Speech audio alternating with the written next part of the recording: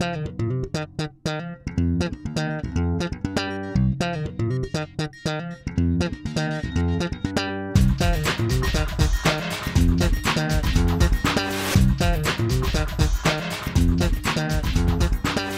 my name is Stephen Labiak, and welcome to week 19 on Things About Bankruptcy. This week we're going to talk a little bit in general just about what's going on the internet in bankruptcy.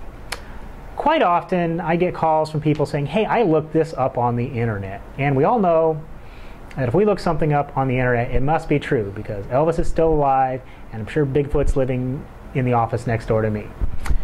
With most things about bankruptcy, I hear the horror stories. They looked up online, said, this person, I lost my house, I lost my car, you can go on for days and days and days about what happened and why it was good and why it was bad. Like everything else in life, especially with the law, it is fact specific. Okay? People generally only give you a snapshot, and they generally only complain online, and they will say why it went bad, and they'll say, I lost my house. And you look at that and say, I don't want to lose my house. Part of what it means to be a bankruptcy professional is to take the time to sit down with you and explain what can happen, what should happen, what may happen, what will happen. I can never offer a guarantee, but I can offer my experience and tell you, look, in every other situation when I've been presented with these sets of facts, this is what happened and it's what should happen for you.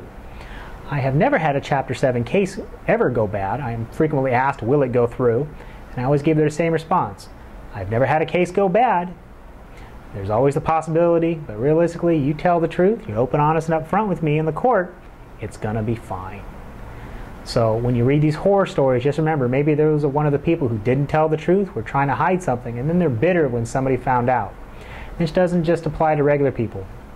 One of the most talked about stories we like to talk about in the coffee shop with other bankruptcy attorneys is what a bankruptcy attorney did when she filed bankruptcy.